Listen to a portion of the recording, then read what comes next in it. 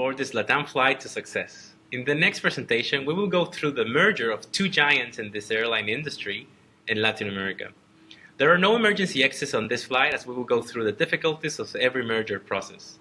We will see the challenges of a merger at a cultural level, and we will focus on the frequent flyer program, one of the crucial business units in the legacy airlines. So, on our destination to a successful merger of these two companies from different countries, different cultures, and different ways of doing things, please fasten your seatbelt and let's get going.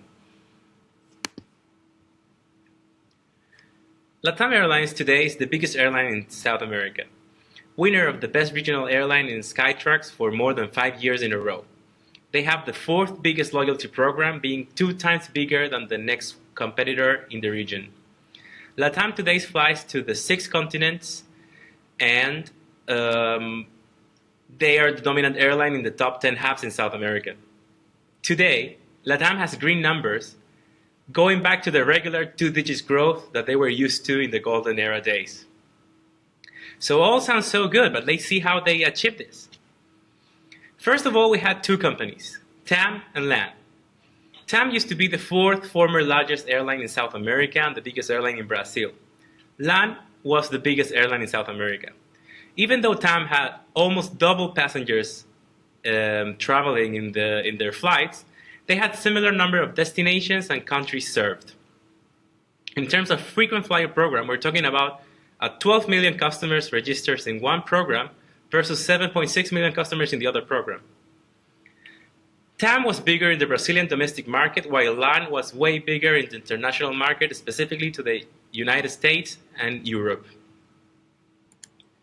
For the first time in the airline industry, 2 brands were merging but forming a new brand. LAN and TAM were forming Latam Airlines. Latam was born in 2015 as a brand, meaning that the cultures of Chile and Brazil were merging into the biggest airline in Latin America. Latam wanted to be the first option to go when flying to, out, or inside South America. But behind this, there were way more things going on. They would have to keep on going with the successful business of passenger bus cargo operations. And in terms of financials, there were almost $1 billion in savings thanks to synergies and scales economies. But all of this came with a lot of challenges. Those are the ones that we're going to see now.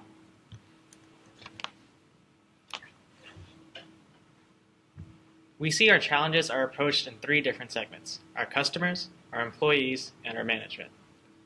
Focusing on our customers first, we see that in our frequent flyer program, we had two different programs. We had one for TAM and one for LAN. So this caused confusion amongst our customer base because they didn't know which frequent flyer program would reward which flights, and it was just a whole jumble of mess. And furthermore, customer service was another big issue for our customers. Customers would call in and they wouldn't know who they were speaking to, whether it be a TAM airline or a LAN airline. Languages were off. Someone spoke Spanish. Some other people spoke Portuguese. They weren't exactly sure which check-in desk to go to. There was a lot of confusion. There was even more confusion amongst the employees. There was uncertainty on whether they would keep their jobs. There was uncertainty on what the direction of the company was. And there was always an us versus them language between both companies. Management had other challenges as well. Financial obligations were really, really tough during these times. There was a contraction in the economic markets in Latin America from 2010 to 2016, and that really pushed pressure on management teams for cost-cutting efforts. Furthermore, we see overweight operations was a large challenge. We see that the combination had a decreased cost from $7 billion to $4 billion. And this was one of the major synergy points which we spoke about earlier in cost savings. So our focus is specifically going to be on our frequent flyer programs. So originally, TAM had their own multi-plus frequent flyer program, and LAN had LAN Pass, both operated by separate frequent flyer programming around the world. So when they combined, they created Latam Pass. But the combination of the two hasn't become official yet. So who was involved in this change of the frequent flyer program? Well, obviously the employees. The employees had to create a customer database and figure out which policies are going to be coming from LAN, which ones were coming from TAM. Our suppliers, we had more guests sitting in our seats now, so we had to talk with Boeing and Airbus to make sure we got the correct planes. Our partners between Oneworld, MultiPlus, and Star Alliance, they were each affected by the different policy changes in our merger. And obviously our customers. Our customers wanted a quick, simple, easy way to fly with our new branded airline, Latam. So top management was left with a significant issue. They had to figure out how to incorporate the policies of these two airlines. So what happened was they created a coalition of leaders from both LAN and TAM. And they included a representative from MultiPlus. MultiPlus currently holds the data for LAN airline customer FFP. So in order to do this, they brought in Jerome Cadillet from an outside corporation to help lead the change. He was responsible for running multiple sales and marketing opportunities throughout Brazil, and he was essentially the Archie to Latam. So if we focus on the life cycles of both LAN and TAM, we see TAM was on its way down. They were essentially losing money and they really needed help. They were about to die out. LAN, on the other hand, was up and coming. They were generating lots of revenue. They were definitely pushing the market and attracting a lot of customers. So whenever they combined, they needed to create a dream of how to combine both frequent flyer programs, and then they had to launch the venture. But the most important part was getting organized. They didn't exactly know which parts to merge, which parts should be thrown out. There were contract issues between existing loans and conditions, and there was a whole mess of it. So when they combined, they had to get organized and they had to figure out how to increase the use of their frequent flyer program. Specifically, let's focus on the timeline of the LATAM merger. So in 2010, we see that the merger was announced. But it took 2 full years until the deal became complete. And during these years, employees were left with a bunch of confusion and uncertainty. They were uncertain if they were going to keep their jobs. They were uncertain the direction of the company. They really just weren't sure what was going on. And they had a few wins along the ways. In 2014, 2015, they started decreasing costs and started figuring out how to merge the two airlines. But in 2016, once again, confusion hit. Qatar Airways acquired 10% of the Latam group, and this change in ownership also left employees once again uncertain. They weren't sure how Qatar was going to affect the new Latam brand. But midway through 2016 in May, Latam officially became branded and had its first flights. So when this happened, they officially started the frequent flyer program. But there was one small hiccup that I spoke about earlier. It was a contract. TAM Airlines still had a contract with MultiPlus, and it's continuing to go on until 2024. So we have another 5 more years until we figure out how exactly these two frequent flyer programs will effectively merge. Moving on, we'll tell you about how the merger was successful.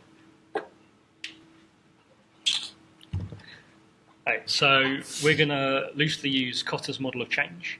We'll probably bring in some Bridges as and when it comes along. So looking at the unfreezing stage, we're really looking at how they establish a sense of urgency. Now, these guys chose to go with the Positivo method, and they said that, look, guys, this is the opportunity to be the best airline in South America, which at the time, given that we had a Olympics, a World Cup, and a lot of other sporting events, there's a lot of continental pride going on. So this message really resonated with the population and also the employees of LAN and TAM separately, and incentivized them to move forward. As we saw, the leadership team formed a powerful guiding coalition with all-star man Jerome coming in to run marketing, who had credibility from being outside of the organization. So he really came in with a fresh pair of eyes and had a very much customer focus, which we'll come to a little bit later on. What was interesting about this guiding coalition is that even within the frequent flyer program division, it wasn't cross-functional. It was very much a top-down approach, which is something I think they could probably improve on in future. When it came to creating the vision was very strong, tied straight back into that sense of urgency, real clear, real easy to communicate. And from Jerome's point of view, who was running it, he needed it delivered by the time the Latam brand was live. Otherwise, he would look bad, the department would look bad, and everybody would generally get in trouble. And when it came to communicating that vision, it was mainly done through one-to-one meetings within our division. It wasn't really a case of like, here's a lot of material sent out by headquarters or really wide-ranging campaigns. There were some town halls done for people to like air grievances and understand what's going on, but it really just followed this whole best for customer mentality that the whole division had. When it came to the actual change stage, so how we empower others to act based on this vision, Latam did what any really, really big organization does when it creates change.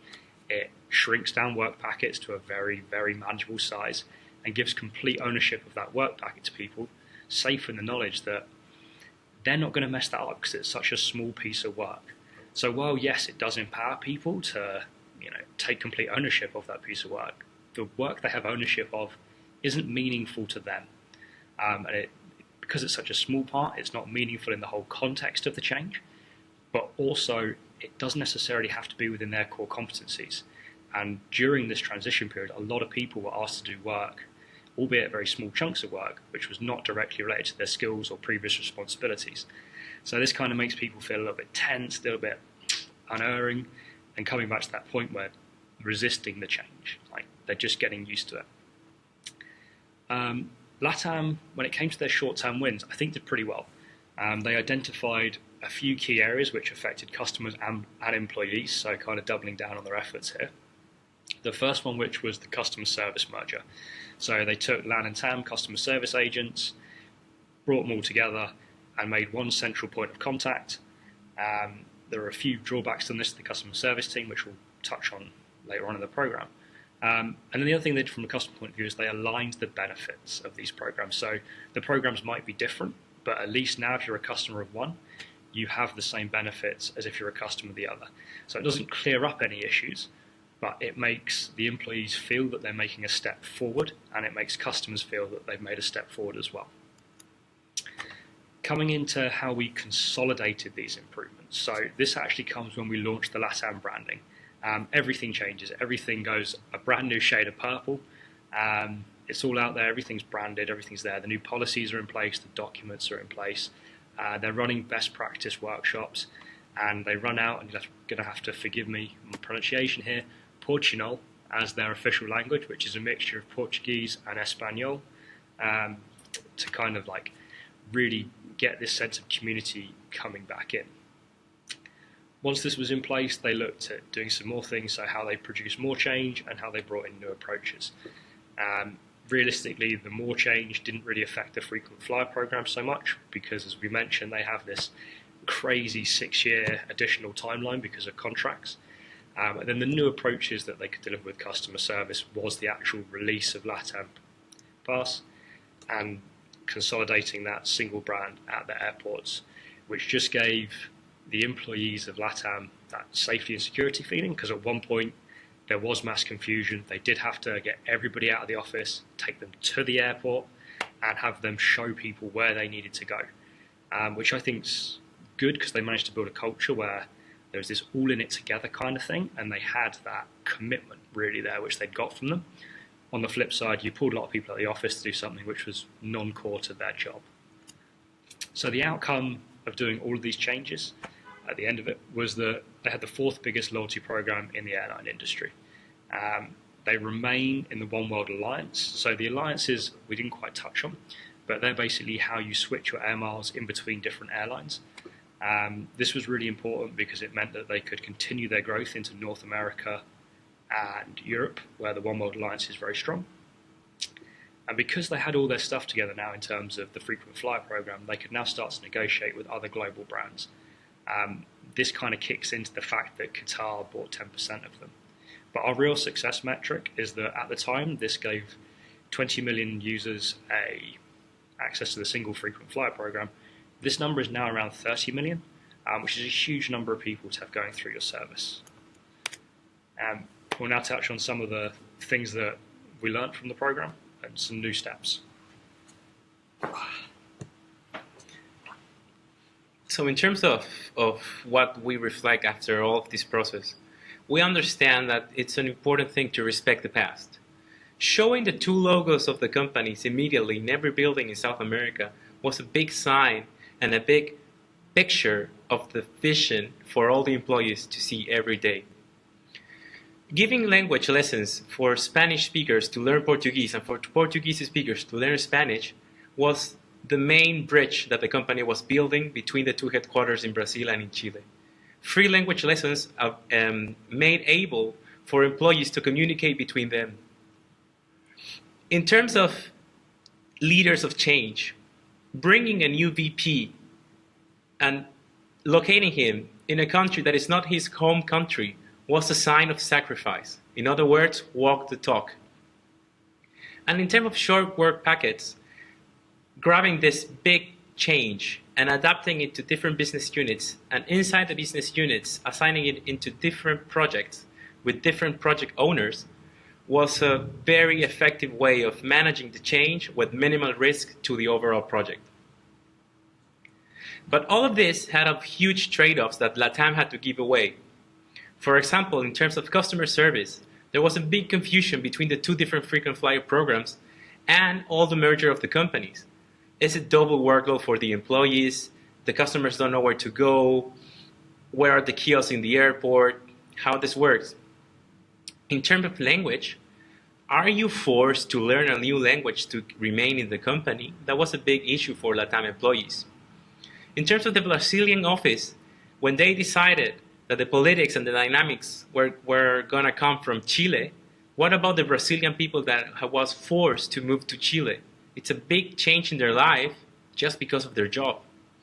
And in terms of job identity, in every process of merger, when you have new roles, old roles merging, new responsibilities, there's a lot of tasks that if people are not empowered, no one will make it. So our recommendations on this merger process of things that could have gone better, first of all, we have communicating the vision. If the communication of the vision would have been under a circumstance that everyone understands the urgency and how the vision is accomplished through little steps, it would have been easier for everyone to understand the bigger purpose, and maybe it would have taken less time to concrete the merger. In terms of enabling communications with Brazil, they built a bridge of the language, but maybe that was not enough. Being an airline, you can fly people from both cities easily, and they didn't do it. Some people work with Brazilians or some people work with people in Chile without knowing each other for years. That could have been improved. And lastly, create a better sense of urgency. Given that the time frame was so big, people lost the sense of urgency, and in other words, the sense of productivity. When people feel a level of stress and a level of urgency that it's enough to improve productivity, that would have worked better for Latam Airlines employees. So I hope you have enjoyed this flight. Hope to see you again soon, and thank you so much for choosing Latam Airlines.